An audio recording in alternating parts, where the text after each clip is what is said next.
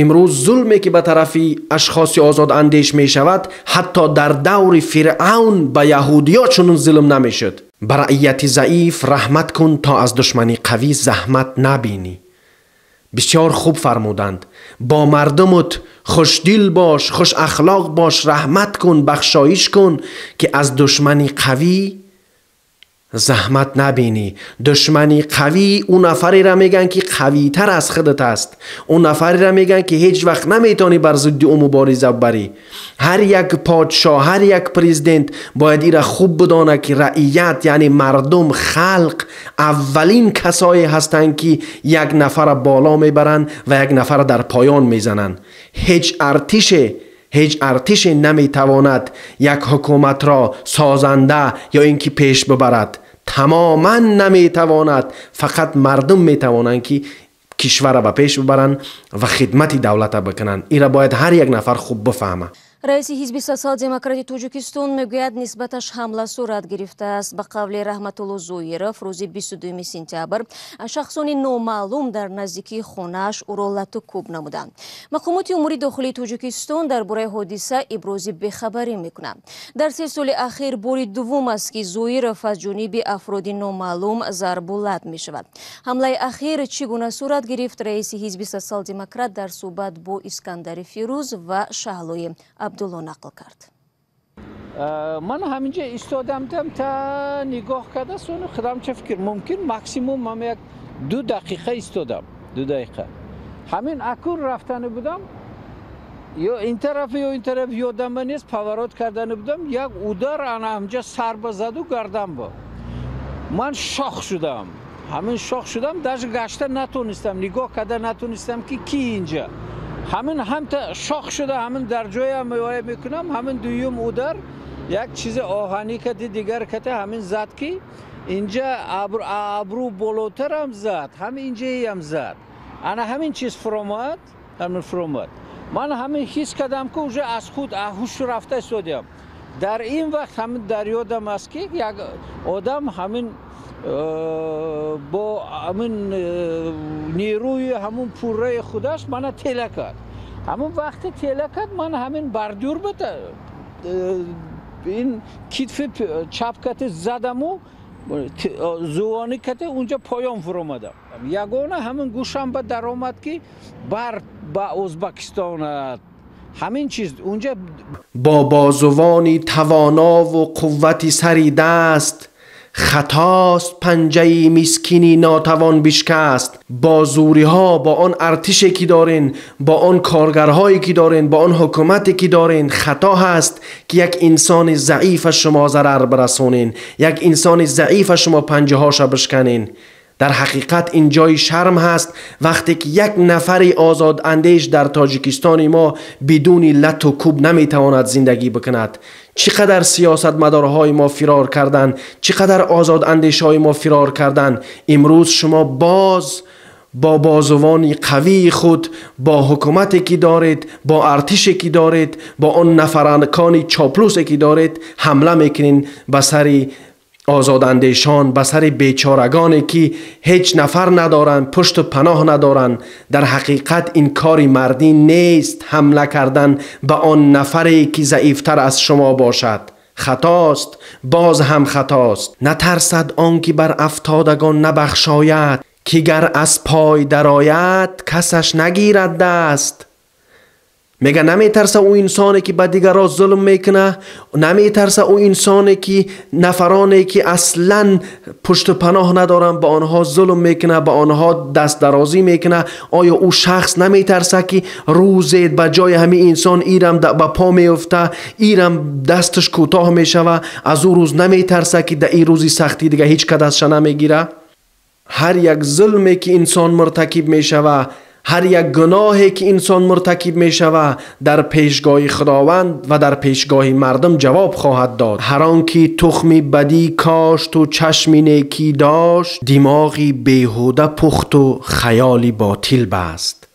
دماغی بیهوده پخت و خیالی باطل بست. هر یک نفری که تخم نفاق کاشت، هر یک نفری که تخم ناعدالتی را کاشت، اما برای مردم نشان داد که این نظری نیک داره، به نظری به چشماش خوب نگاه کرد، اما تخم نفاق ناعدالتی را کاشت، دماغی بیهوده پخت و خیالی باطل بست. فکری نادرست کرد. به خاطر چی فکری نادرست کرد؟ فکر کرد که اگر که تخم نفاق ناعدالتی را ای بکاره و در پیش مردم نشان بده که با چشمانی خوب و با چشمانی نیک نگاه میکنه، ای در آینده پیروز است. اما پیروز نیست.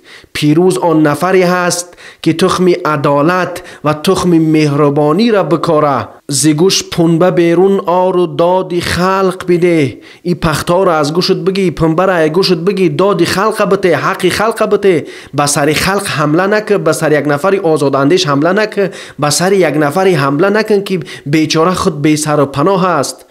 مردک همون مردک باشه که احترام به یک انسانی در حقیقت خوب داشته باشه، یک انسانی باسواد، یک انسانی که در حقیقت سواد دارد. شما این شخص دائم در سرش ظلم میکنین، یک بار حمله کردین، دو بار حمله کردین. آیا شما فکر میکنین که خداوند شما را نمیبینه؟ آیا شما فکر میکنین که مردم شما را نمیبینه؟ هر یک حمله ای که شما به طرف اشخاصی ازادندش میکنین، بیشتر مردم آنها را میشناسد، بیشتر مردم آنها را دوست میدارد. وگر تو میندهی داد، روز داده هست. اگر که به داد مردم نمیرسی، اگر که مشکلات مردم حل نمیکنی، باز هم مشکلات به سر مردم میاری، باز هم ظلم و ناعدالتی به سر مردم میاری. روز داده هست. در آن روز داد، در آن روزی که در پیش خلق مردم میخزانند که چرا این گناه کردی، این همان داده هست، به معنایی که قاضی هست، خلقی هست، خدایی هست که شما را روز پرسان خواهد کرد که چرا شما این کارها را کردین، چرا که شما به انسانهایی که طرفداری ملت هستند، به انسانهایی که در حقیقت ضعیف هستند، ظلم را روا دیدین. و پیام حکومت به جوانان و از آن جمله به نفرانی که راضی نیستند به این حکومت چیست دوستان عزیز؟ این من برای شما خوب بفهمانم دوستای عزیز که پیام حکومت چیست. حمله به سر یک نفری که ازادندش است، این به معنای آن هست دوستان عزیز که به سر تمام ملت حمله کردند. امروز سگ بچه های اونگرد نمیگذارند که یک شخص سیاسی فکر اندیشه خودش بگوید. در حقیقت جای ننگ است. امروز ارتش در دست شما، امروز تمام ساحه ها در دست شما، امروز قوت در دست شما. یک نفری که بیچاره هست، یک نفری که سین و سالش به یک جای رسیده است، اما مثل شما فکر نمی کند، اما شما را طرفداری نمی کند، شما باید به او شخص حمله بکنین. آیا شما در بالای کنستیتوسیای تاجیکستان توف نکردین؟ رحمتالله زاهیروف رئیس حزب سوسیال دموکراتی تاجیکستان انسانی هست که هیچ وقت در داخل تاجیکستان بوده و طرفداری رحمانوف نکرده است. خیلی کمی از انسان‌های در تاجیکستان هستند به مثل زاهیروف که فکر عقیده خودشان میگن. بعضی نفرها با تهمت میزنن به رحمتالله زاهیروف که به ازبکستان بره. ای مردم، آخی رحمتالله زاهیروف از سمرقند است. آیا ما هر روز وعظ نمیکنیم؟ آیا هر روز ما صدا نمیزنیم که سمرقند از تاجیکا هست؟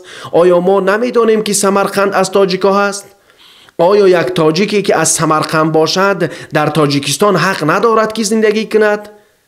در حقیقت هیچ معنا و منطق این رژیم نداره. اینها خود را پیشوای ملت میگیرن. وقتی که شما میگین ملت، این معنای او را داره که تمام تاجیکان در تمام دنیا در اون ملت داخل میشود، نه اینکه تنها تاجیکان تاجیکستان. امروز ما میلیون ها تاجیک در ازبکستان داریم، امروز ما میلیون ها تاجیک در افغانستان داریم. آیا اینها تاجیک نیستن برای شما؟ بعضی نفران باز به من تهمت میزنن که منوچهر کوهستانی از افغانستان است. من از افغانستان نیستم.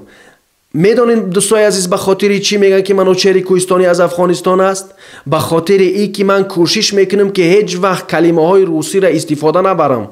برای این دشمنان ملت خیلی خیلی لطمه زننده هست، جانگیر است وقتی که یک نفر کوشش میکنه که با زبان تاجیکی خودش صحبت بکنه، با چی لهجه‌ای باشد نباشد کلمه های روسی را زیاد استفاده نبره. این نفری که با زبان تاجیکی صحبت میکنه بدون کلمه های روسی، برای این رژیم و برای او نفرانی که تاجیکان بد میبینن، تاجیک ستیز هستن، یک دشمن حساب میخوره. اما من گفتنی هستم که من فرزند تاجیکستان هستم و در تاجیکستان تولد شدگی هستم. اما به خاطر چی امروز درباره یک نفر صحبت میکنم؟ به خاطر چی امروز درباره رحمتالله زائرов صحبت میکنم؟